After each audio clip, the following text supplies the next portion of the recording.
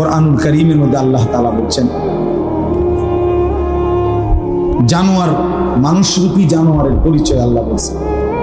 মানুষ অথচ মূলত জানোয়ার কে?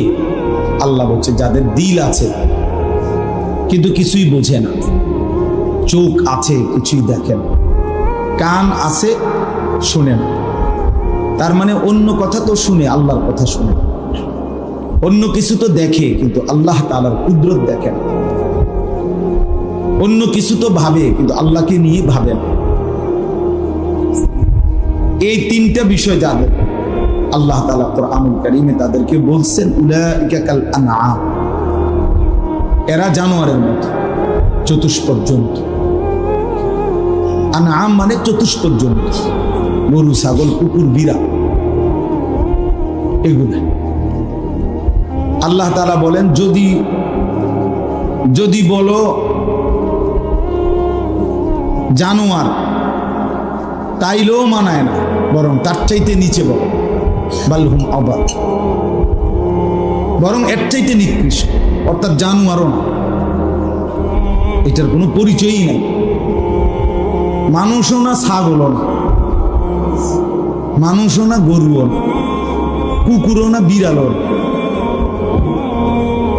উল্লেখ করার মতো কোনো শাই বস্তুই নাই যে আল্লাহ চেনে না, যে আল্লাহকে নিয়ে ভাবে না,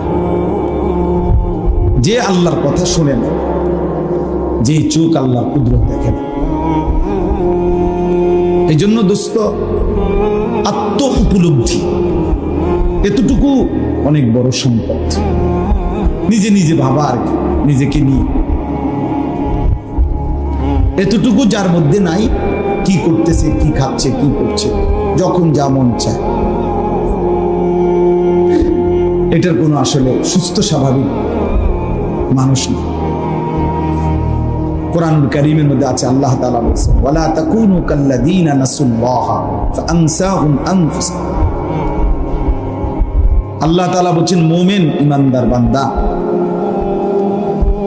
তোমরা আমাকে এই পরিমাণ ভুলে যেও না, যদি বেশি দিন ভুলে থাকো, ফাআনসাহুম আনফুসাহুম, একদিন আমি আল্লাহই তোমার নিজেকে তোমার থেকে ভুলাই দেব। ফাআনসাহুম আনফুসাহুম, নিজের পরিচয়, তোমার উপলব্ধি তোমার থেকে আমি ভুলাই দেব।